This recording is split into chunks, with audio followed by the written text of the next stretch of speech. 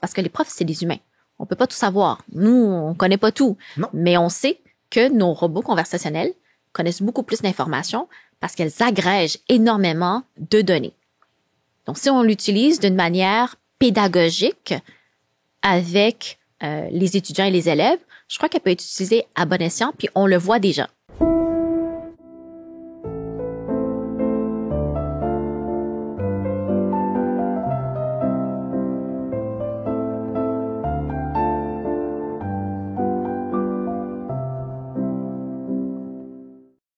Bonjour à tous, un petit mot pour remercier ceux qui nous appuient financièrement. C'est grâce à vous que le projet fonctionne, que nous allons pouvoir continuer de vous offrir du contenu vraiment intéressant et même continuer de vous surprendre. Ceux qui nous suivent comme ça et qui voudraient en savoir plus, qui voudraient accéder aux épisodes également d'avance, sans publicité, il y a 2 options qui s'offrent à vous. Vous pouvez descendre comme ça le curseur sur YouTube, vous allez voir l'option rejoindre, se joindre, vous allez voir que pour une somme modique, vous allez accéder aux épisodes 3 semaines d'avance, sans publicité, et également du contenu exclusif pendant 3 mois. Sinon, on est sur Patreon également, le lien est dans la description. Merci, à bientôt. Bonjour à tous, bienvenue à un nouvel épisode d'Il reste du monde. Il y a quelques semaines, on a abordé une question, ma foi, très importante. C'est peut-être la question la plus importante, qui c'est la question de l'intelligence artificielle. On a reçu quelqu'un qui était, disons, un fervent défenseur de l'intelligence artificielle. Et cet été, l'été dernier plutôt, j'ai eu la chance de croiser sur mon chemin une femme qui, elle aussi, est une experte en intelligence artificielle. Et je voulais poursuivre la conversation parce que, Il reste du monde n'aborde pas une thématique une fois. Si la thématique est importante, elle se mérite 3, 4, voire 5 épisodes. Bonjour, Raviport. Bonjour. Merci de me recevoir, Amy. Tu te rappelles, merci à toi d'être là. Tu te rappelles, on s'est croisés à Cube. À 100%. Puis, moi, j'étais, disons, plutôt sceptique par rapport aux bienfaits de l'intelligence artificielle. Puis toi, tu me souriais, tu étais pleine d'enthousiasme. Puis je me suis dit, c'est exactement la personne que ça me prend. Quelqu'un qui va peut-être me faire entendre raison. Toi, tu es une experte en intelligence artificielle, tu es mathématicienne de formation. Oui. Également, tu travailles, tu rencontres un tas de gens. Tu me disais un peu avant qu'on entre en ondes que tu as rencontré 100 000 personnes au Québec dans les dernières années pour leur parler justement de cette thématique-là. C'est l'avenir, l'intelligence artificielle, qu'on le veuille ou pas, là. C'est le présent et c'est l'avenir. Ah, c'est le présent aussi. Oui. Puis moi, dans mon domaine, ça fait 19 ans que je suis en sciences de données. C'est juste qu'avant, on n'appelait pas ça l'intelligence artificielle. Dans mon métier, j'ai eu un rebranding gratuit où est-ce qu'avant, on m'appelait une experte en programmation en statistique avancée et maintenant une experte en intelligence artificielle. Parce que moi, je pense que c'est important d'avoir quelques doutes dans la vie. C'est normal, des fois, de ne pas embarquer dans la caravane alors que tout le monde embarque dedans sans regarder. Mais il faut être un homme ou une femme de son temps. C'est la raison pour laquelle je voulais qu'on se parle, parce que j'ai beau continuer, malgré une rencontre l'autre jour de près de 2 heures avec un expert en intelligence artificielle, j'ai beau donc continuer, disons, de ressentir quelques peurs, quelques craintes. Tu viens de le dire, c'est le présent et l'avenir. Donc, je peux pas éternellement me ranger dans le camp des sceptiques. À ce moment-là, j'accepterais pas de vivre dans mon époque, d'une certaine façon. La dernière fois, tu m'avais mentionné que l'intelligence artificielle te faisait peur. Ouais. Suite à ces conversations-là, as-tu encore peur? Ah oui, tout à fait. Puis c'est pour ça d'ailleurs qu'on va se parler aujourd'hui, parce que je pense que la personne qui est venue ici, que je salue, David Proulx, faut aller écouter l'épisode, c'était quelqu'un qui avait des très importantes connaissances dans le milieu, mais c'était quelqu'un pour qui, il m'a pas rassuré. Il m'a pas donné, plus confiance envers cette espèce de bête qu'on débute à peine à apprivoiser. Mais toi, tu avais une énergie différente. Toi, tu me disais, c'est possible de regarder cette espèce de bête-là d'une autre façon. C'est comme un marteau. Tu dis souvent, un marteau, on peut bâtir, on peut se faire mal aussi avec un marteau. Et on peut faire mal à quelqu'un.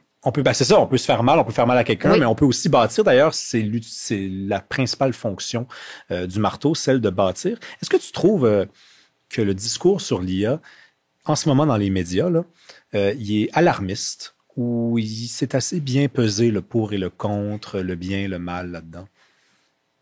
C'est une question qui est pas simple parce que ça dépend qu'est-ce que tu consultes comme information. Ouais. Et ce que moi, je consulte de mon côté, c'est positif. Donc, OK. c'est peut-être une chambre d'écho. Cependant, dans mon métier, qu'est-ce qui est important aussi, c'est de regarder autant le côté positif, les applications positives, mais aussi de regarder les autres aspects, c'est-à-dire tout ce qui est en lien avec les risques, comment faire pour pallier ces risques. Il faut pas oublier que le statu quo est également un risque. Toi, tu disais, il y a quelques années, ça s'appelait autre chose, mais ça existait tout de même. Je veux qu'on remonte un peu dans le temps. Te rappelles-tu du moment, puis ça ne doit pas faire 20 ans, là, ça doit faire 5, 10 ans, où on a collectivement pris la décision d'aller dans ce sens-là? Est-ce que peut-être même que cette décision n'a pas été prise collectivement? En 2020, je m'en souviens, moi, j'en faisais avant et on utilisait déjà le terme intelligence artificielle. Donc, 2020, c'était quoi? C'était le début de la pandémie. Je donnais déjà des conférences là-dessus. Je travaillais dans le domaine. Le niveau algorithmique était avancé, pas comme aujourd'hui, mais quand même, on utilisait des algorithmes en apprentissage automatique. On parlait aussi de la reconnaissance par computer vision, reconnaissance par imagerie. Donc, ce volet-là était déjà avancé. Je crois qu'il était moins dans l'espace peut-être médiatique, mais on parlait aussi d'éthique. On parlait beaucoup qu'est-ce qui était en lien avec tout ce qui était reconnaissance faciale, par exemple. On parlait d'empreintes numériques aussi.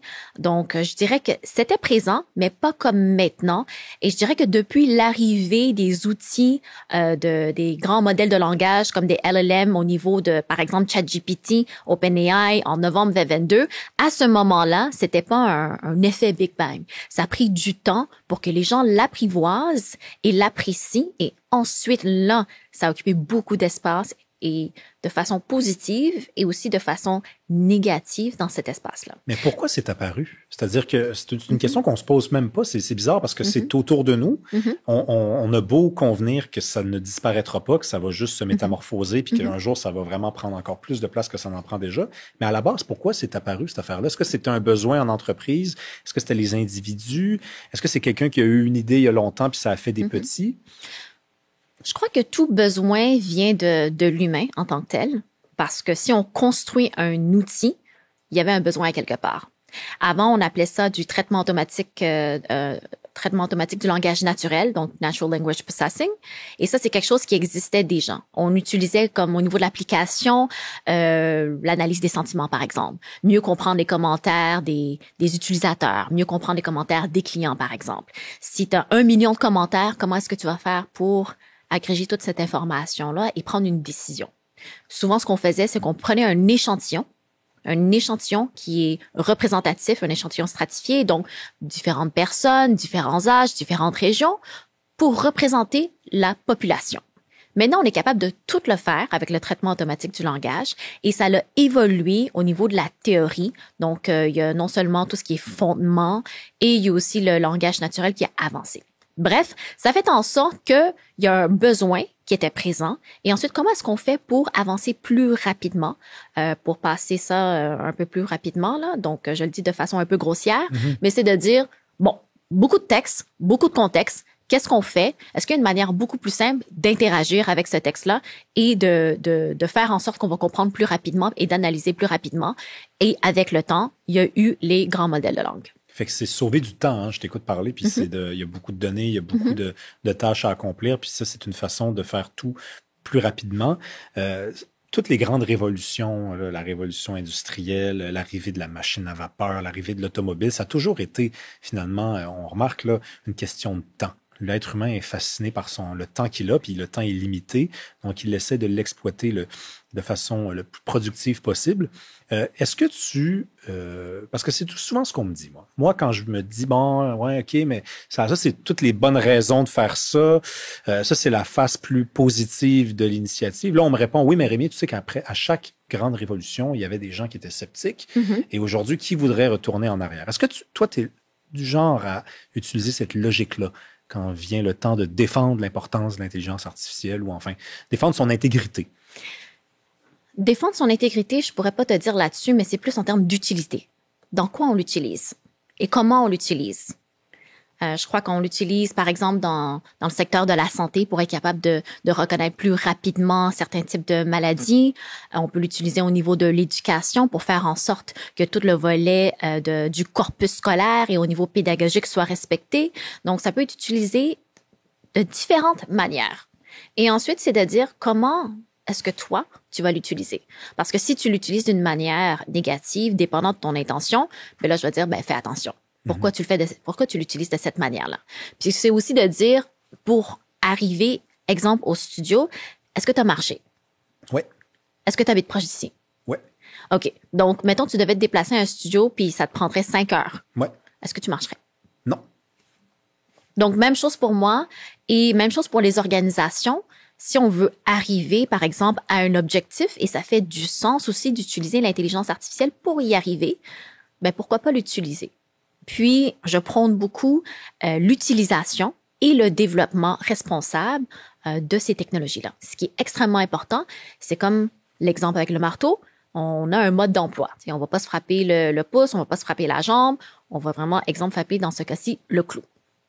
Mais tu sais, le temps, ça on en parlait tantôt, c'est donc le dénominateur commun de chaque révolution, qu'elle soit numérique, industrielle, toutes les grandes transformations, l'être humain veut se réapproprier une partie de son temps. Mais qu'est-ce qu'il en fait de ce temps-là? Ça, c'est peut-être aussi la part, moi, personnellement, qui me fait un peu douter parce que je me dis, je connais mes semblables, je suis entouré de jeunes et de moins jeunes, et quand ils ont du temps, qu'est-ce qu'ils font avec ce temps? Et j'ai pas l'impression qu'ils font grand-chose de superbement formateur pour l'esprit. Tu sais, il y a des gens qui prennent des grandes marches ou qui lisent un livre. Là, j'en ai de moins en moins autour de moi. J'ai beaucoup de gens qui passent leur temps à regarder leur écran, beaucoup de gens qui pensent à angoisser. Ça, est-ce que l'intelligence artificielle peut nous surprendre au détour, nous les sceptiques qui avons peur de voir les gens s'écrouler de plus en plus dans un monde plein d'écrans. Mais il y a 3 éléments dans qu'est-ce que tu as mentionné. Je suis désolé, ouais. Moi, je pose des drôles de questions. Non, mais c'est correct. C'est le but de cette conversation-là. Ouais. On parlait de temps, mais il y a aussi, on est dans un monde numérique également. Ouais. Je ne suis pas capable de traiter autant d'informations. Aucun humain est capable de traiter autant d'informations. D'où le fait que si on veut avoir un effet représentatif, comme par exemple avec les commentaires, si j'ai 1 million de commentaires, mais j'en traite seulement 1%, puis je dis que c'est représentatif parce que je vais utiliser des méthodes statistiques. Mais dans ce cas-ci, je peux utiliser tous les commentaires et d'être capable de trouver, par exemple, des événements rares. On va dire qu'un 1% se sent d'une certaine manière, mais je l'aurais jamais vu.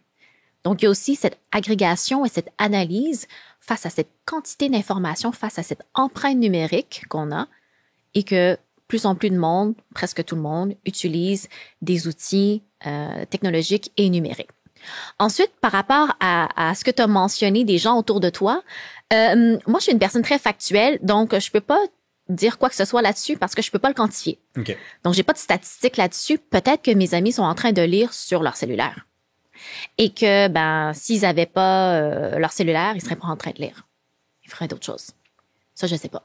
Ouais. En fait, moi non plus, j'ai pas là présentement à ma disposition des études. Puis je sais que tu es une femme de science, donc je respecte cette posture-là.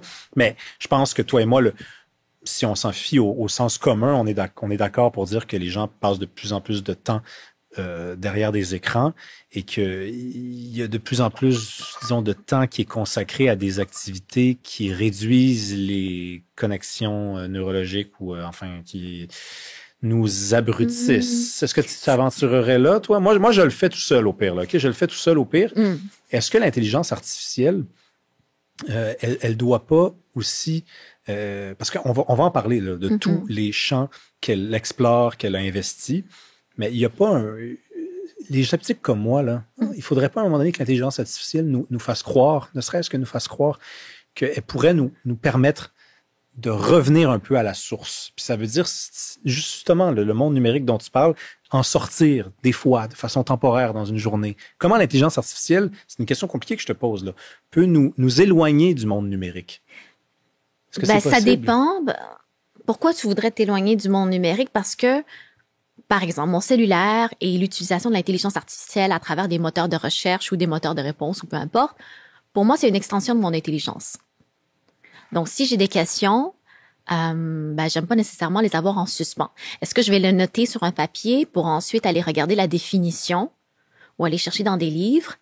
Non. Je vais regarder sur mon cellulaire. Je suis une personne que j'aime ça, par exemple, si je comprends pas un mot ou si je suis pas sûre d'un concept. Curieuse. Ouais. Oui, je suis curieuse, je vais aller voir. Je vais aller m'informer, je vais aller consulter l'information. Donc, oui, ça nourrit ce côté intellectuel-là d'une manière positive.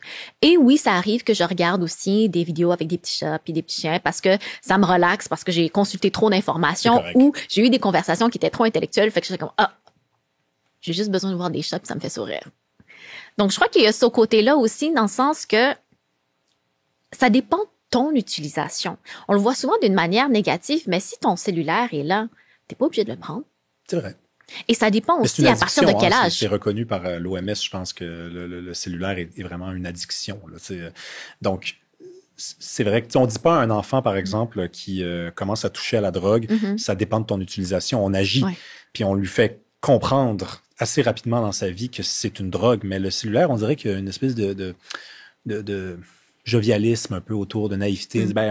Ça peut être à la fois un truc très important qui t'amène ailleurs, mais oui, c'est vrai que tu pourrais aussi passer 8 heures par jour là-dessus, mais on va te faire confiance.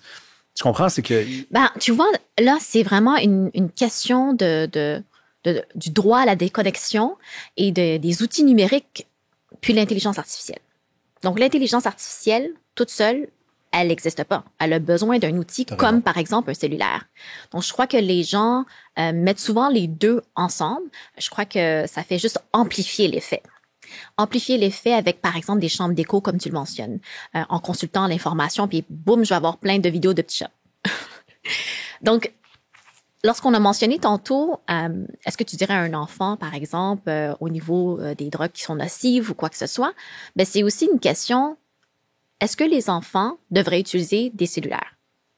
Puis là, il y a plusieurs études, ça dépend dans quel pays, mais même si on regarde le décret au niveau du ministère de l'enseignement, les jeunes n'ont pas le droit de le cellulaire non plus dans les classes d'école. Oui, à compter de la rentrée, effectivement. Mais, OK, ça, c'est un point intéressant, parce que tu parles constamment de bien éduquer par rapport à l'intelligence artificielle. Tu dis ça dépend de qu'est-ce qu'on dit, comment on agit.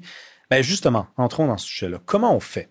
Parce que à ce moment-là, il y a une autre catégorie de sceptiques par rapport à l'intelligence artificielle. C'est ceux qui seraient tentés de te dire, alors il y a des gens qui vont nous expliquer comment bien l'utiliser. Il y a des gens qui vont nous dire comment faire les choses de la bonne façon. Est-ce que c'est pas une porte ouverte vers le contrôle des individus? Mais là, c'est pas là que tu veux nous emmener. Non. Lorsque j'achète un outil qui peut être dangereux et que je ne connais pas l'utilisation, il y a un mode d'emploi. Est-ce que tu lis le mode d'emploi? Je devrais le faire plus souvent, je pense. Mais si c'est un outil physique. Non, c'est ça, je te répète, je devrais le faire plus souvent. Moi, je suis du genre à ouvrir le truc puis à penser que je suis tout de suite capable de l'utiliser. Et puis, qu'est-ce qui arrive? Ça arrive pas souvent que je sois capable de l'utiliser. Okay. Après, je le lis, effectivement. Ouais. Bon, tu vas te planter ou oups, tu vas te faire mal. Là, tu vas commencer à lire. Cependant, dans le cas d'un outil qui est doté d'intelligence artificielle que tout le monde pourrait avoir accès, les gens ne consultent pas cette information-là de comment l'utiliser. Et est-ce qu'il y a cette information-là? Je crois que si tu la recherches, tu vas la trouver. Mais est-ce que c'est le premier réflexe? Je ne crois pas. J'ai pas de data là-dessus, mais je ne crois pas. Mais aussi, c'est de dire, depuis tantôt, tu mentionnes le côté du scepticisme, mais j'aimerais comprendre d'où est-ce que ça vient. Regarde, prenons... on aurait peut-être dû commencer comme ça, effectivement. Prenons ChatGPT. ChatGPT, pour plusieurs personnes, moi, c'est de moins en moins le cas, là, ça représente l'intelligence artificielle parce que c'est apparu dans les derniers mois, dernières années dans notre vie. Puis on peut vraiment poser n'importe quelle question. On peut utiliser ChatGPT pour faire des travaux de session. On peut lui demander d'organiser des textes, de préparer des entrevues. Bon. ChatGPT, c'est une vision du monde aussi. Et là, quand je dis ChatGPT, c'est Grok, c'est Perplexity, c'est toutes les autres alternatives, là. C'est une vision du monde, ça. Je veux dire, il y a quelqu'un qui décide derrière ces machines-là jusqu'où la machine peut aller. Il y a eu des tests qui ont été faits. Là, il y a des gens qui ont demandé à ChatGPT de se positionner sur certains enjeux, puis ChatGPT avait une opinion. Là. ChatGPT avait une vision du monde. Donc, moi, c'est là que je suis un peu méfiant. Je me dis, si c'est véritablement un outil qui est à la disposition de tous, qui nous appartient tous, qui est censé démocratiser l'accès à l'information, ben, il y a toujours bien une main en arrière qui contrôle. Moi, c'est cette main-là qui m'énerve. Parce que cette main-là, on me dit qu'elle n'existe pas, mais elle existe. Puis ceux qui me disent qu'elle n'existe pas, c'est ceux qui l'agitent, la main en arrière. Donc, toi, tu me dis, mais il suffit de bien l'utiliser. Mais qui décide comment bien utiliser quelque chose? C'est tout ça. Moi, mon scepticisme part en bonne partie de là. Il y a plusieurs choses dans qu'est-ce que tu as mentionné. Il y a beaucoup de dimensions. C'est un choix d'utiliser des outils et d'utiliser cet outil-là en particulier. Là, tu parles de ChatGPT. Si tu regardes, dans ce cas-ci, ChatGPT garde l'historique des conversations. Donc, lorsqu'une personne effectue des tests, c'est en fonction aussi de l'historique. Donc, quels sont les échanges? Quelles sont les requêtes que tu as mis? Et cet outil-là, ce robot conversationnel-là, te connaît, dépendant de ton utilisation. Si tu l'utilises tout le temps, ben, il te connaît encore plus. Ce qui fait en sorte que ces tests-là ont été créés dans un espace où est-ce que ça se peut qu'on a poussé aussi la conversation à aller vers une certaine direction.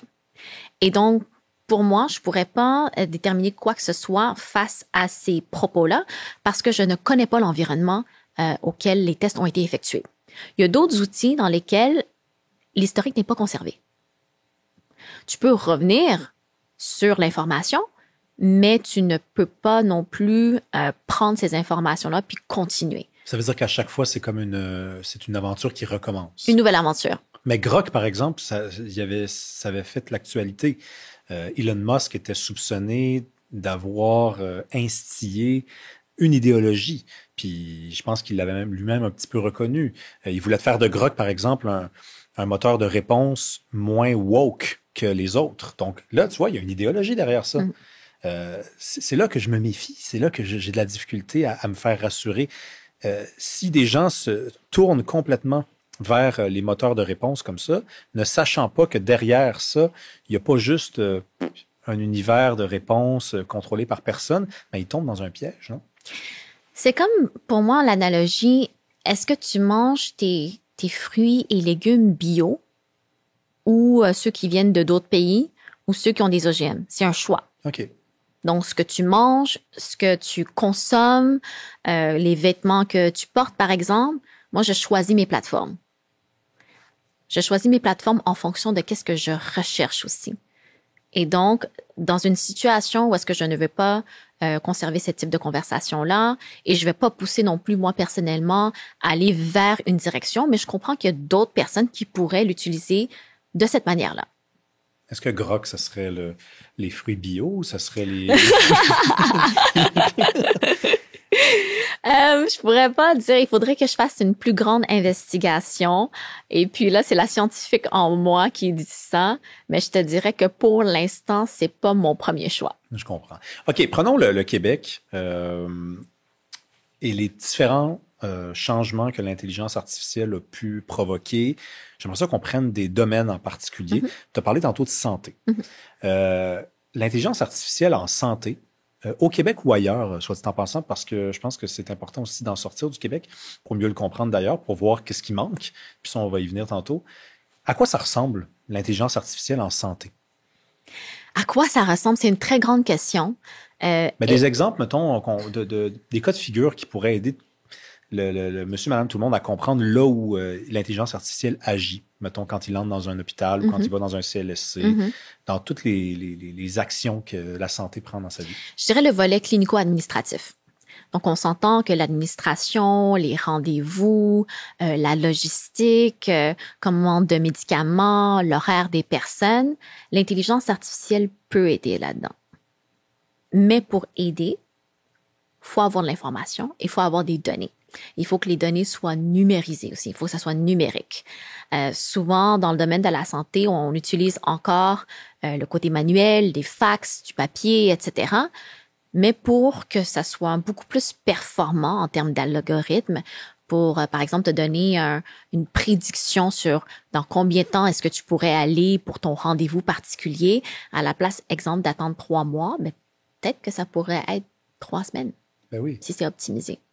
Il y a des gens qui disent qu'il pourrait même y avoir des opérations la nuit faites auprès de patients qui sont sur des listes d'attente, puis des opérations qui seraient faites par des robots, par exemple. Donc, je sais pas, vous devez vous faire enlever la vésicule biliaire, vous devez vous faire enlever un cancer du rein. Puis là, vous vous rendez à l'hôpital la nuit, alors que tous les médecins, tous les infirmiers, les infirmières, pas tout, mais la plupart sont à la maison. Ça, est-ce que tu penses que ça serait possible de voir ça au Québec dans les prochaines années? Moi, je crois que c'est possible. Ouais. C'est clair que présentement, ce matériel est très dispendieux. Je parle pas de l'IA. Je parle le matériel robotisé pour être capable de le faire avec des caméras très, très, très précises. Parce qu'on s'entend, si on parle d'une opération, ça doit être très précis.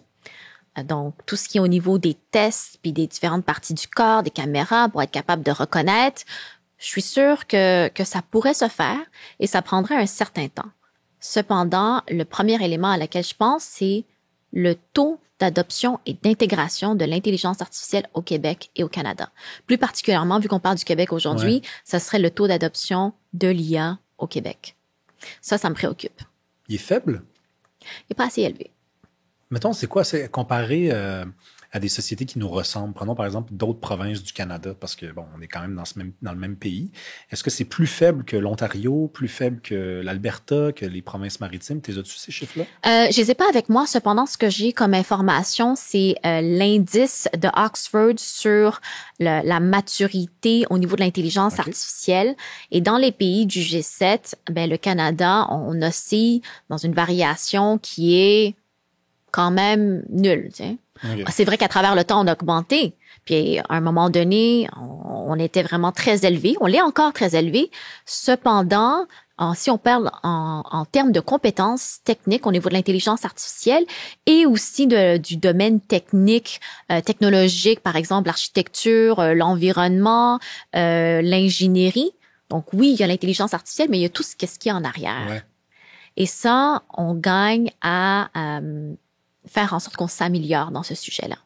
Mais tantôt, on va en parler de ça, de pourquoi le Québec traîne de la patte ou pourquoi c'est même juste le cas du Canada. Qu'est-ce qui fait en sorte qu'une société décide d'aller plus vite qu'une autre? Est-ce que ça a rapport avec les résistances que j'incarne d'une certaine façon aujourd'hui devant toi? Mais restons en santé.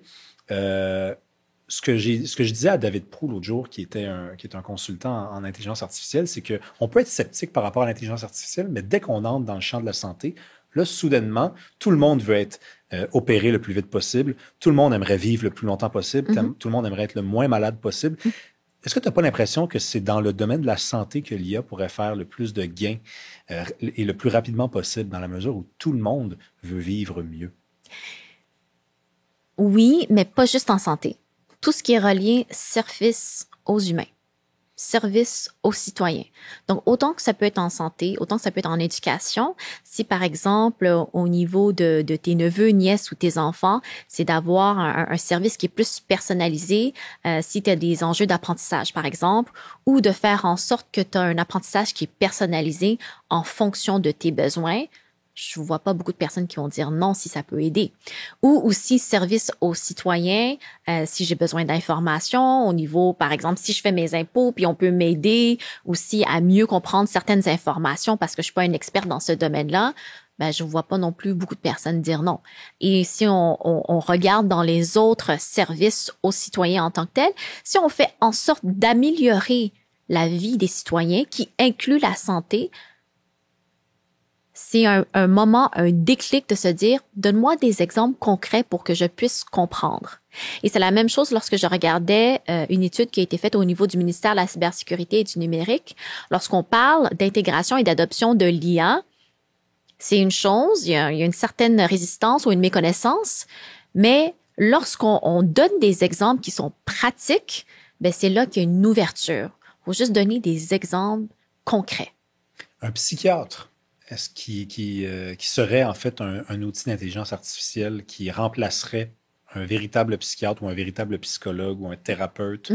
Ça, est-ce que ça pourrait exister? Parce qu'on a tous vu le film Her avec Joaquin Phoenix et la voix de la sublime Scarlett Johansson. Comment tu as trouvé le film?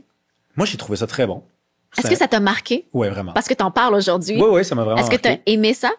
Ou est-ce que t'as eu plus peur? J'ai grincé des dents, mais tu sais, Scarlett, c'est Scarlett quand même. Scarlett, qu'on ne voit pas, mais qui réussit à nous faire rêver n'importe quel garçon qui fait juste l'entendre. Mais pour vrai, j'écoutais ça puis j'étais comme, je trouvais ça cringe un peu. D'imaginer un monde où des gens pourraient tomber en amour avec un robot. Mais c'est un peu ça que ça voulait nous dire, finalement. C'est qu'il y a des gens qui réussissent pas à rencontrer des gens, qui réussissent pas à se faire des amis, qui réussissent pas à rencontrer l'amour, ou qui sont tout simplement sur une liste d'attente pour rencontrer un psychologue ou un psychiatre. L'intelligence artificielle les attend peut-être au détour. Ça, est-ce que c'est un truc où c'est une zone où tu irais, toi? Quelle zone? Ben, une zone où, est-ce que c'est une zone où tu permettrais, où tu verrais que l'intelligence artificielle aurait tout à fait, ça serait une bonne chose qu'elle fasse une entrée là. Une entrée... Dans la vie des gens qui attendent après. Je crois qu'elle est déjà là.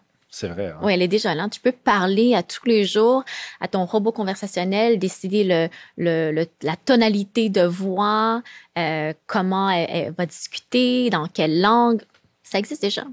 Et puis, qu'est-ce que tu penses de ça? C'est pas quelque chose que je suis surprise. Non? Non. Mais est-ce que ça t'inquiète? C'est-à-dire, est-ce que tu penses que c'est peut-être un problème si des gens préfèrent finalement parler avec quelqu'un qui leur dit ce qu'ils veulent entendre plutôt qu'à un être humain?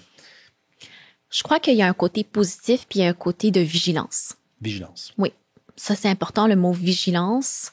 Est-ce que la personne a besoin d'utiliser ou de converser avec un robot conversationnel parce qu'elle réussit pas à parler à d'autres personnes? Est-ce qu'elle a des enjeux? Moi, je suis pas psychologue de formation. Non. Donc, je suis une experte en intelligence artificielle. Mais je me dis que les gens sont...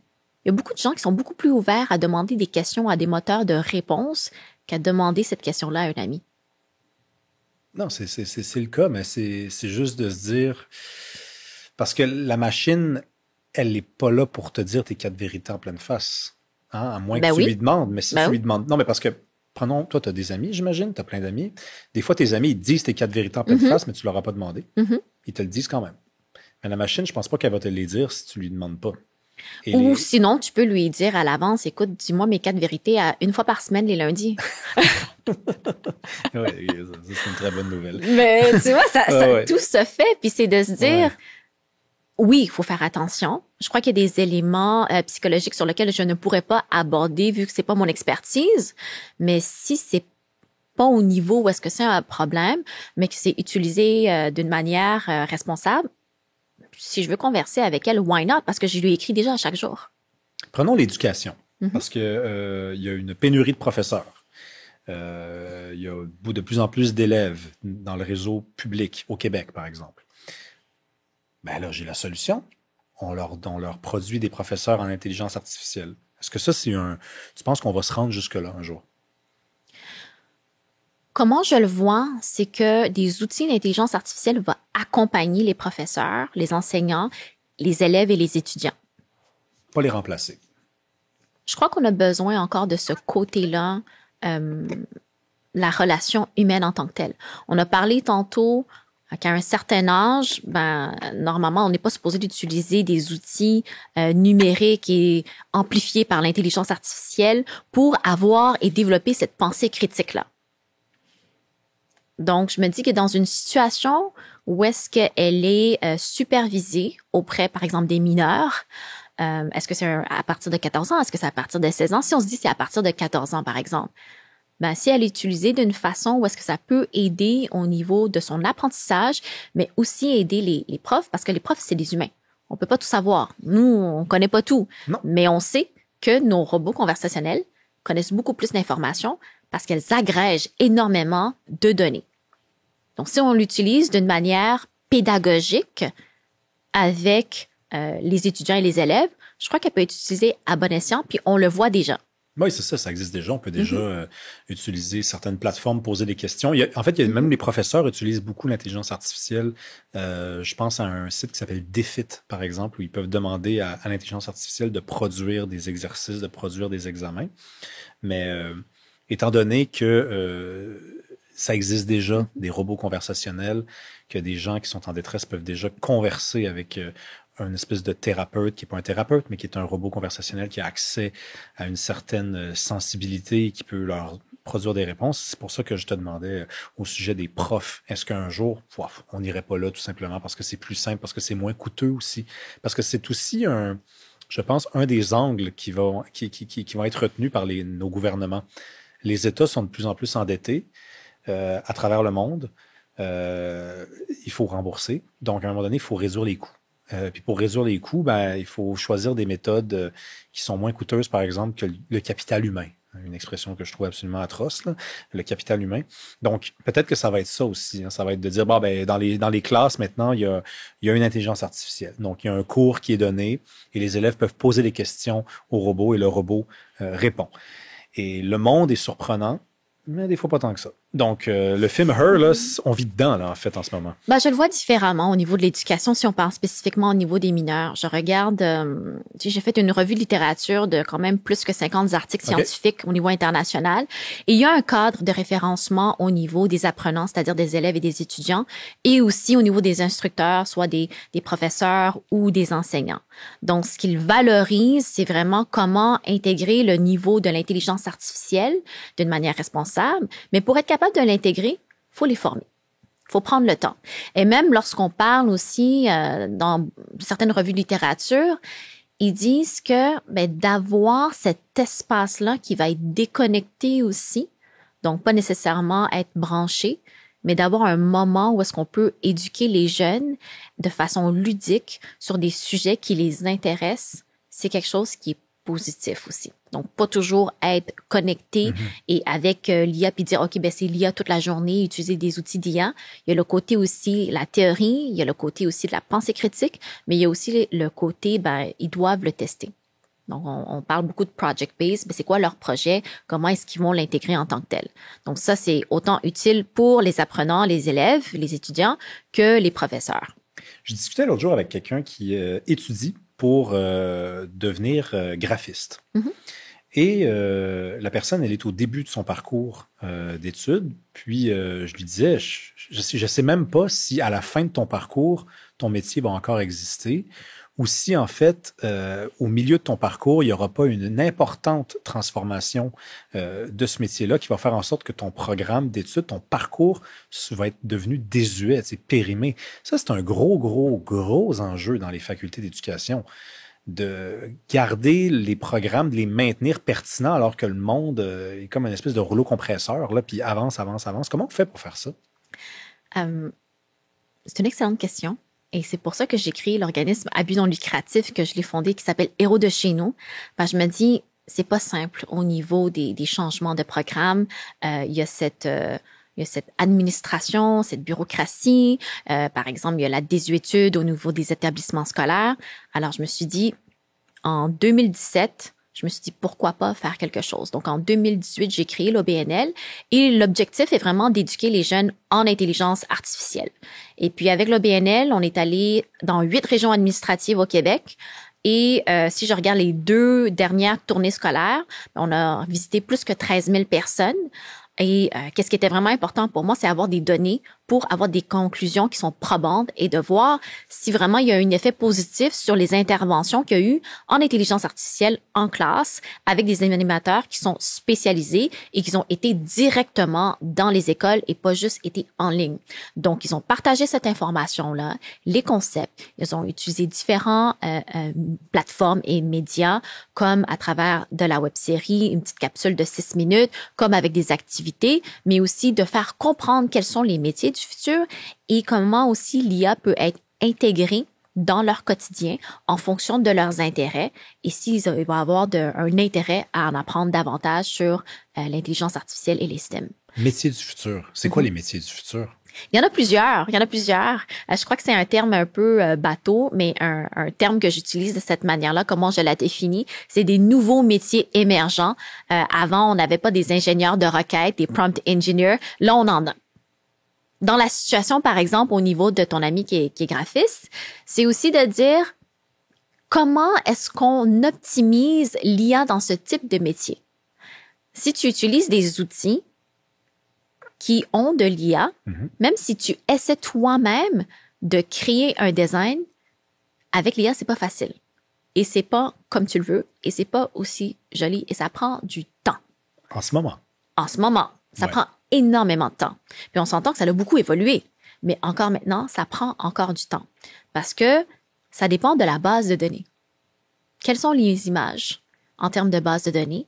Et si tu essaies de recréer, par exemple, les mêmes images, dépendant de quelle plateforme tu utilises, il y en a qui ne reproduisent pas les mêmes images. Mais donc, ce que tu es en train de me dire, c'est les nouveaux métiers émergents, ce sont en réalité les métiers qui existent déjà, mais il va falloir apprendre aux gens à utiliser l'IA ou en tout cas leur enseigner l'importance de le faire. Mais y a-t-il des métiers, parce que c'est une question un peu compliquée parce que je te demande finalement de deviner les nouveaux métiers, mais est-ce que c'est pas une discussion que tu as avec les gens dans ton milieu, d'essayer d'imaginer des métiers qui n'existent pas encore. Donc, je parle même pas de nouveaux métiers émergents, je parle de trucs qui existent pas vraiment et qui vont un jour être des métiers assez courants. Je te dirais que la plupart des conversations que j'ai avec les gens, c'est vraiment sur des conversations autour des métiers qui sont en train d'émerger. Ouais. Si je parle par exemple, de quantique, ben là, les gens vont... C'est un peu loin de la réalité applicative. On s'entend. Oui. Et donc là, on peut imaginer plein de choses. Mais aussi, c'est de se dire, est-ce que bientôt, ces organisations-là ou ces personnes-là vont utiliser la programmation quantique? Ben, peut-être pas d'ici la prochaine année, dépendant de, bien sûr, ton industrie et de ton organisation. Mais c'est pas tout le monde. OK, je comprends. Puis, est-ce qu'il y a des métiers qui ont déjà disparu en raison de l'IA? Parce que ça, c'est une question que, à chaque mois, tu vois, tantôt, on parlait de chambre d'écho, puis l'une des premières questions de l'entretien, c'était, est-ce que tu n'as pas l'impression qu'il y a un climat un peu alarmiste, que le ton, c'était l'expression que j'avais utilisée, est alarmiste quand on parle et qu'on discute d'IA? Moi, par exemple, quand je sais pas si c'est une chambre d'écho, mais je trouve que dans la presse, par exemple, ou dans le Devoir, dans le Journal de Montréal, dans les grands médias écrits du Québec, souvent, là, ce dont il est question, c'est les métiers de l'avenir, les métiers qui sont les plus en péril. Là, des fois, Warren Buffett fait une sortie, le président de Google fait une sortie, dit dans 10 ans, tel métier n'existera plus. Ça, je pense que c'est une des questions qui intéresse le plus les gens, à savoir, est-ce que mon métier, là, celui que j'occupe depuis 10 ans, 15 ans, est-ce que le métier que je veux pratiquer, parce que je suis sur le banc d'école en ce moment, est-ce que ce métier-là va disparaître? Moi, je suis sûr qu'il y a des métiers qui ont déjà disparu. Comme quoi? Ben, par exemple, tout ce qui est relié à la rédaction, par exemple. Donc, je dis pas tous les métiers en rédaction, évidemment, mais je pense que dans certaines entreprises, on n'engage plus des gens qui font de la correction, notamment, des réviseurs linguistiques. Ça, je suis sûr qu'il y a des entreprises qui en engagent plus. On parlait de graphistes tantôt. Tu sais, avant, il y avait des entreprises avec des graphistes. On faisait du graphisme à tous les jours. On sort une publicité, on sort une affiche. Là, tu peux rentrer une commande dans certains outils d'intelligence artificielle qui font, comme tu l'as dit, qui offrent un résultat, disons, peu impressionnant pour le moment, mais des fois, on revoit nos attentes à la baisse. On se dit, ah ben regarde, ça coûte quand même vraiment moins cher. En fait, ça coûte rien. Donc, on va se contenter de ça. Est-ce que tu as entendu parler de ça, toi? De métiers qui, sans avoir disparu, disons, de métiers qui sont de moins en moins en demande? Tout ce que tu m'as nommé était en lien avec des activités et non en lien avec un métier. J'entends souvent des jobs administratifs, par exemple. Un jour, on n'aura plus besoin d'adjoint ou d'adjointe. Mais je le vois pas. On en a énormément de besoin. Encore aujourd'hui. Sinon, au niveau de la rédaction, si on utilise des outils d'IA,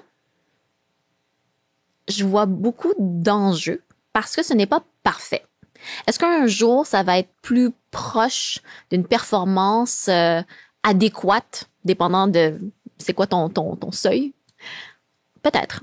Mais pour l'instant, lorsqu'on regarde la rédaction, ça dépend quel type de rédaction. Est-ce que tu utilises pour une phrase, deux phrases, ou tu utilises, par exemple, pour un projet? Ben ouais. Et dans ce type de projet-là, énormément de lacunes encore. Si on regarde tout ce qui est révision, beaucoup d'enjeux aussi au niveau de la langue. Donc, est-ce qu'on engage moins de personnes qui font de la révision? Je pourrais pas le dire, parce que de mon côté, ce type de métier-là, j'en ai pas dans mon équipe personnelle. Mais est-ce que ça pourrait être un enjeu? Il faudrait voir.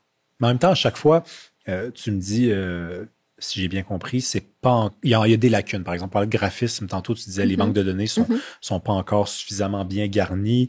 Il y a des enjeux avec la langue, donc les réviseurs linguistiques sont toujours nécessaires. Mais moi, j'essaie de nous transporter dans un avenir qui est... Dans combien de temps? Ben, dans à peu près, 10 mais ans, écoute, ça va 5 ans? tellement vite. Dans 2 à 5 ans, est-ce que ces métiers-là vont encore exister? C'est la question que je te pose d'une certaine façon aussi. Parce qu'en ce moment, je veux bien croire que l'intelligence artificielle a encore du pain sur la planche, donc ces métiers-là existent. Mais sans être prophète de malheur, j'essaie de savoir si dans 5 ans, à la vitesse que ça se développe, et ça va vite, est-ce que ces métiers-là vont encore exister? Je crois qu'il y a beaucoup de métiers qui vont continuer à exister, mais ça redéfinit les métiers et les compétences. Donc, c'est de dire, par exemple, s'il y a une personne qui s'occupe de l'administration, comment est-ce que la personne optimise les outils d'IA pour être beaucoup plus rapide? Et s'il y a une grosse partie qui n'est pas nécessairement à valeur ajoutée, comment est-ce qu'on peut utiliser l'IA? Le côté humain va toujours être présent, selon moi, et va demeurer. Si je parle à une personne versus si je parle à un robot, c'est complètement différent. On a encore ce besoin-là de connecter en tant qu'humain, selon moi. Mais c'est de dire aussi, est-ce qu'il y a des choses sur lesquelles on peut optimiser et qu'on potentiellement délaisser? Optimiser, oui. Délaisser, peut-être. À voir. Mais je dirais, est-ce que vraiment mon temps est utilisé à bon escient et est-ce que je pourrais le mettre ailleurs? Est-ce que je prends le temps de réviser? Donc, tout ce qui est sorti par l'IA, faut prendre le temps de réviser parce que ça hallucine. Ce n'est pas parfait. Il y a des biais. Ça dépend de la performance. Ça dépend de la base de données. Ça dépend de comment elle a été programmée. Ça dépend des biais, du contexte, etc. Est-ce que tu as des enfants? Je veux pas d'enfants. Tu veux pas d'enfants? OK, Non. parfait. Mais tu vas comprendre ma question quand même. Mais j'en ai beaucoup à travers l'OBNL Ben et oui, j'ai mes c'est ça. neveux et nièces. Ben, ouais. Mais j'ai des plantes. Ben oui, mais ça, c'est comme des enfants. C'est la Est-ce même que toi, chose. tu as des enfants? Non, mais d'ailleurs, c'est ça. Donc, moi, j'en veux. OK. Et je me demande, qu'est-ce que je vais... En fait, ils vont faire ce qu'ils veulent dans la vie, hein, parce que ça sert à rien de toute façon de mettre une idée dans la tête d'un enfant. Et moi, je suis têtu, donc c'est sûr que mes enfants vont être têtus, donc ça donnerait rien. Mais je te demandais si tu avais des enfants parce que je me demande des fois, qu'est-ce qu'on donne comme conseil à un jeune enfant qui voudrait... et là, il n'est pas question d'échapper au monde qui s'en vient. Le monde est là, il va rester. Mais disons qu'un enfant voudrait pratiquer un métier dans lequel il s'investirait de sa personne plus que dans un autre métier. Ça serait, disons, plus old school. Donc, dans la mesure où l'intelligence artificielle jouerait un rôle périphérique dans son travail. Donne-moi un exemple. Ben, Je suis pas certaine de comprendre. en fait, ce que je veux dire, c'est, mais c'est en fait, je cherche une réponse. Donc, c'est un peu normal que ça soit un peu vaseux comme question. Mais tu sais, mettons, il y a des métiers où j'ai l'impression, animateur de radio. Animateur de radio, je sais pas comment l'intelligence artificielle, même dans 2 à 5 ans, va vraiment avoir pris une place dans mon travail. C'est quand même moi qui va parler à la radio. C'est moi qui vais faire mes propres recherches. Oui, il y a des moteurs de recherche qui vont m'aider. Oui, la tentation va être forte d'aller vers des moteurs de réponse. Mais c'est ma personne qui va être derrière un micro et qui va animer.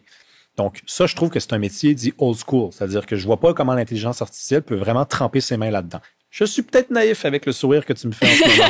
Mais la question que je te posais, c'est à des jeunes enfants qui voudraient, disons, vivre ce genre de vie-là, vers quel métier on les dirige? En d'autres mots, quels métiers vont être les plus imperméables à l'intelligence artificielle? Imperméable, c'est un très grand mot. Hein? Ouais. Il y a 3 éléments là-dedans. Un... Toi, tu comptes tout le temps. Tu es une mathématicienne. Elle compte les éléments dans mes questions.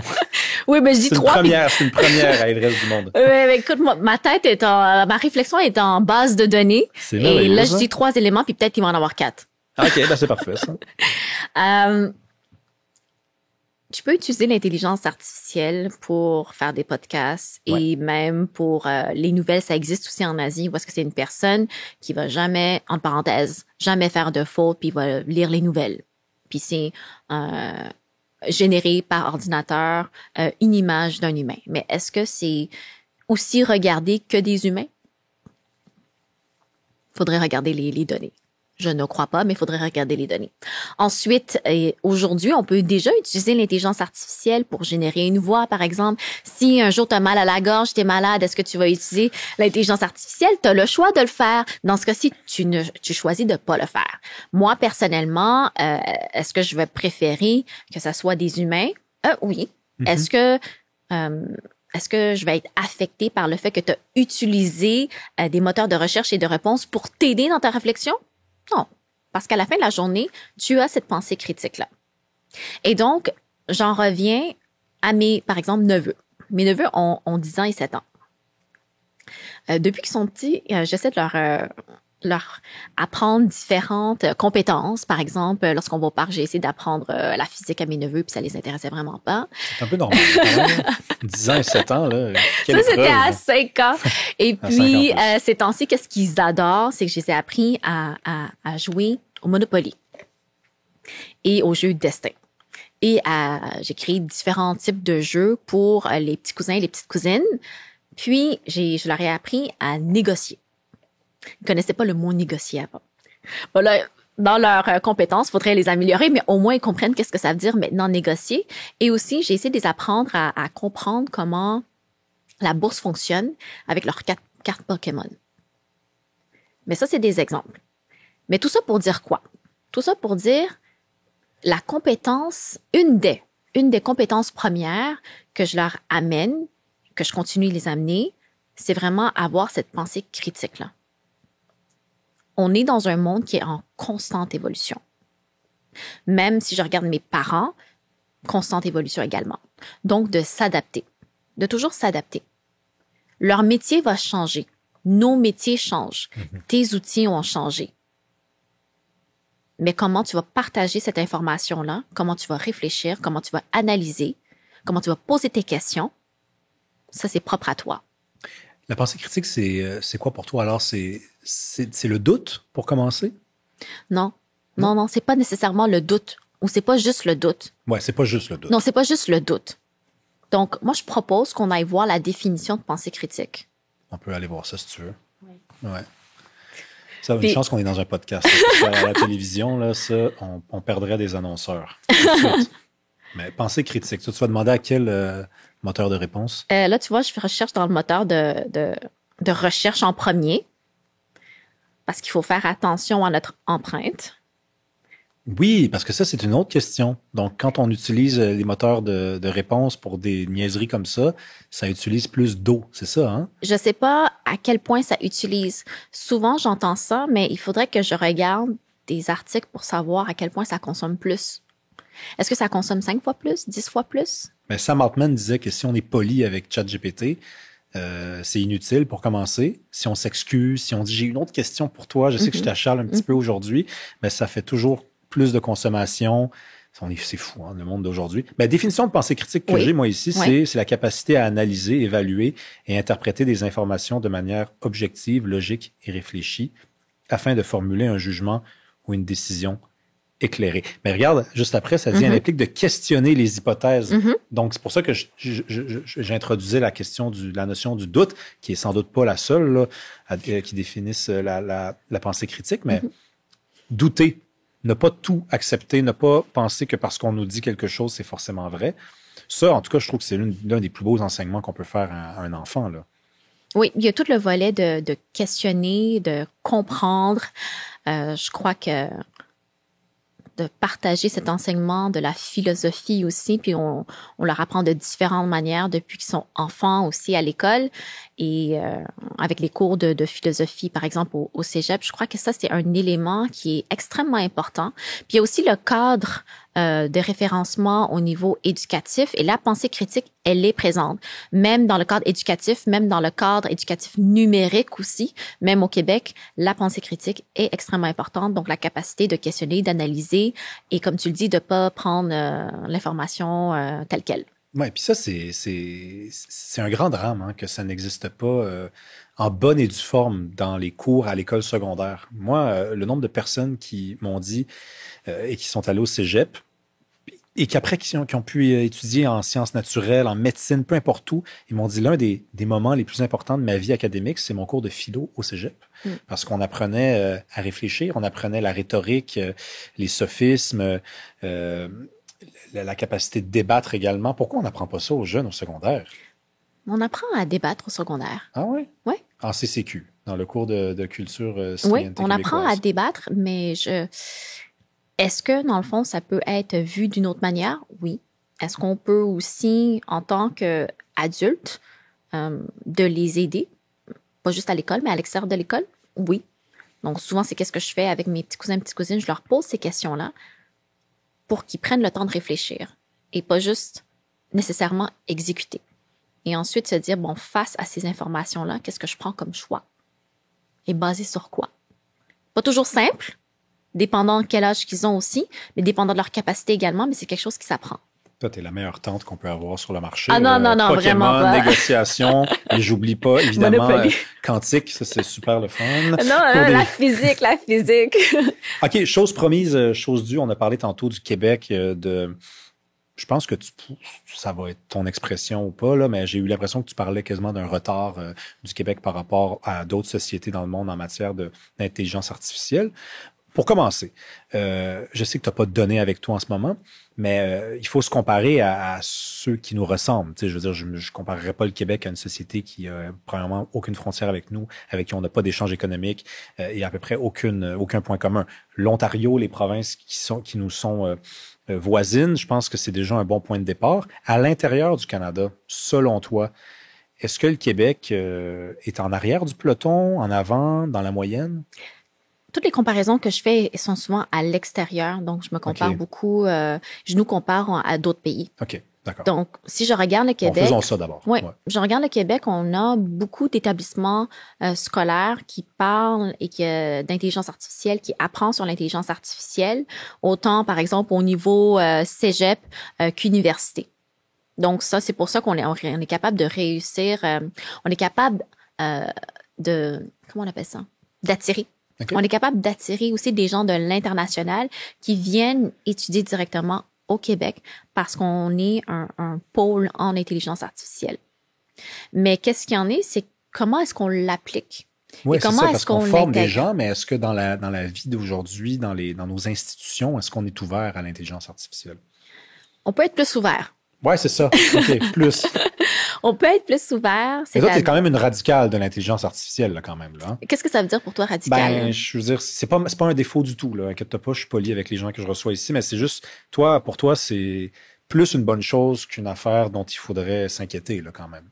Puis... Ça dépend comment elle est utilisée. Ouais. Donc, j'aide les organisations à travers aussi mon métier actuel.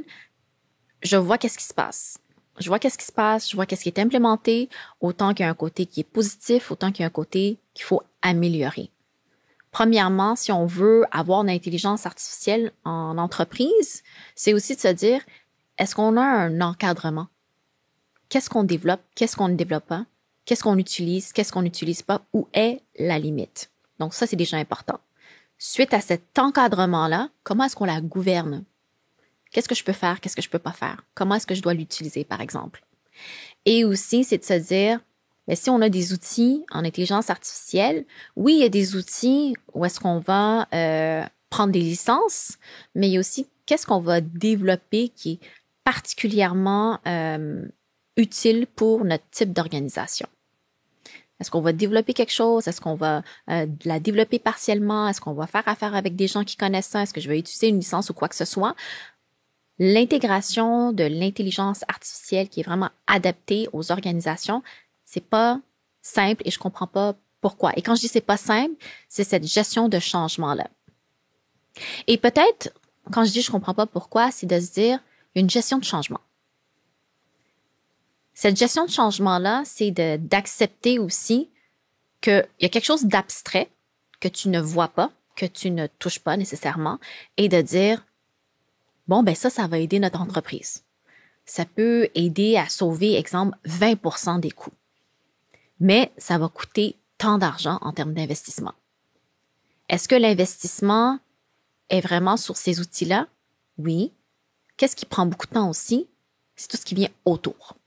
C'est le lien de confiance qui est difficile à bâtir, en fait. C'est que, comme tu viens de le dire, c'est abstrait. Donc, on est quand même plus habitué de toucher aux choses, de les voir au moins. Mais là, c'est un truc dans l'air qui nous vient souvent d'ailleurs. Donc, il y a l'enjeu de la sécurité aussi. Parce que je reviens à ce que je te disais au début. Derrière ces outils-là, il y a une main. Puis la main, là, c'est pas le symbole du complot, là. C'est juste qu'il y a effectivement un engagement quelconque qui est pris par des êtres humains qui sont derrière ces outils-là. Donc, est-ce que tu penses qu'on est plus méfiant au Québec? Je ne sais pas.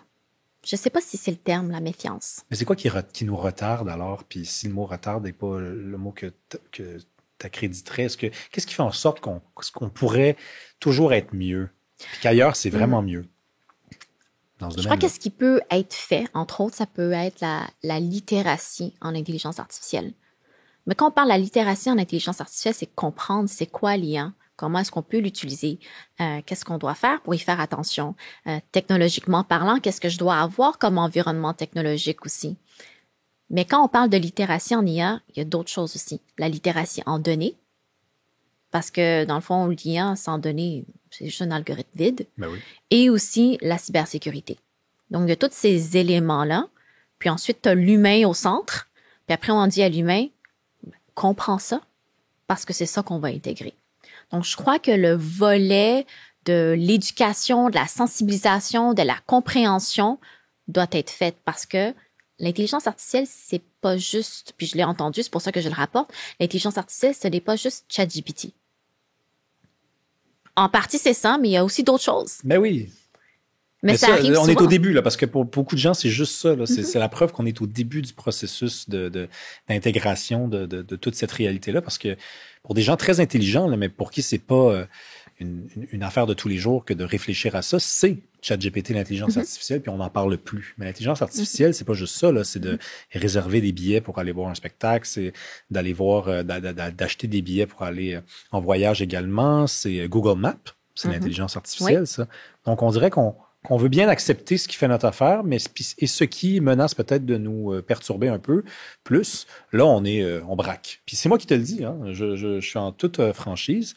Tu réussis, tu commences peut-être un petit peu à me faire changer d'avis, parce que tu es calme, tu as une énergie calme comme ça, tu me fais croire finalement que ce qui nous attend, c'est peut-être pas une grosse vague qui va tous nous engloutir. C'est une vague, mais c'est peut-être... C'est une vague. Il y a un courant. Au moins, il y a un courant. Et dans ce courant-là, ben, tu as le choix. Qu'est-ce que tu vas faire avec ce courant-là? Ben, je crois que tu l'utilises déjà. C'est ça que tu mentionnais. Tu l'utilises déjà et tu choisis quand est-ce que tu vas l'utiliser. C'est la manière que je le vois en termes des organisations aussi. Le côté de l'éducation, oui, il y a l'éducation, par exemple, au travail, mais il y a l'éducation à l'extérieur du travail en tant qu'utilisateur, parce que même à l'extérieur du travail, on va utiliser, par exemple, les réseaux sociaux, on va utiliser des moteurs de recherche, etc., qui sont dotés d'intelligence artificielle. Et qu'est-ce que les gens font aussi? Et où est cette éducation-là? Et qui doit éduquer sur ça? Donc, si on se dit, OK, au primaire, ben, ça va être directement l'école. Mais si on se dit pour les professionnels qui sont déjà dans leur métier, qu'est-ce qu'on fait avec eux? Et aussi, est-ce qu'il y a cette réflexion-là de dire, mais j'ai envie de m'informer là-dessus. J'ai envie d'en apprendre davantage. Tu te souviens quand on était petit, on apprenait sur un repas équilibré, c'était quoi? Oui, il y avait le guide alimentaire. Là. Exactement. Et puis là, c'est quoi le repas équilibré pour l'intelligence artificielle? C'est à toi de me dire. Ça, c'est une grande question. C'est une grande question parce que ça dépend de tes propres limites. Parce que peut-être ton seuil de tolérance versus le mien est complètement différent. Mais c'est bien dit. Puis je pense que, vois-tu, ça fait 2-3 fois que tu dis que c'est un choix. C'est à nous de choisir la place que l'intelligence artificielle va occuper dans notre vie. Et moi, je garde espoir que l'intelligence artificielle continue de me choisir moi. Parce que c'est aussi la crainte qu'ont certains, c'est qu'on soit, laissé de côté. Mais je pense que l'être humain est plus fort. L'être humain est plus fort. L'être humain peut reprendre le contrôle. Il est déjà d'ailleurs au contrôle, aux commandes de cette affaire-là. Écoute, j'ai pas apporté ton livre. Moi, je l'ai commandé. Je l'ai laissé chez nous. Je l'avais amené pour toi. Ben, t'es gentil, mais je t'avais dit que j'allais le commander puis que j'allais le lire. Donc, j'ai tenu ma parole. Et je suis un maladroit cet été. Je travaille trop, donc j'ai oublié le livre chez moi. Peut-être que tu peux sauver du temps avec l'IA. Ah non, dis-moi pas ça, dis-moi pas ça. La lecture, c'est un sanctuaire pour moi, c'est sûr. Non, pas la lecture, d'autres choses, parce que tu as dit que tu étais occupé. Oui. Non, mais ça, par contre, tu vois, peut-être que je vais faire entrer l'IA dans ma vie, ne serait-ce que pour me faire gagner du temps. Mais je recommande donc aux gens à la maison de prendre ce livre-là, de l'acheter, de le lire. C'est un très beau livre pour un très beau parcours. Merci beaucoup, ravi d'être venu nous voir aujourd'hui pour ne pas faire un jeu de mots. Alors, je le fais-tu, le jeu de mots? Je suis ravi de t'avoir reçu. Merci à vous d'avoir été là. Écoutez, si vous aimez ce qu'on fait, si vous aimez mes jeux de mots notamment, eh bien, vous commentez, vous partagez, vous pouvez vous abonner également gratuitement. Vous descendez, vous pouvez vous abonner à la chaîne. On est déjà plus de 6000. On a commencé l'aventure au mois de mars déjà. C'est très impressionnant, je pense. Mais vous pouvez aussi nous soutenir financièrement pour accéder aux épisodes 3 semaines d'avance. Il y a 2 options qui s'offrent à vous. Patreon, le lien dans la description. C'est pas très cher. Vous allez pouvoir écouter les épisodes, pas les regarder, mais juste les écouter 3 semaines d'avance, ainsi que des épisodes qui sont accessibles pendant 3 mois de façon exclusive. Si vous voulez nous écouter et nous regarder les épisodes 3 semaines d'avance et le contenu exclusif pendant 3 mois, ben c'est sur YouTube. Donc, vous descendez, vous voyez l'option se joindre, rejoindre à mardi prochain. Ciao!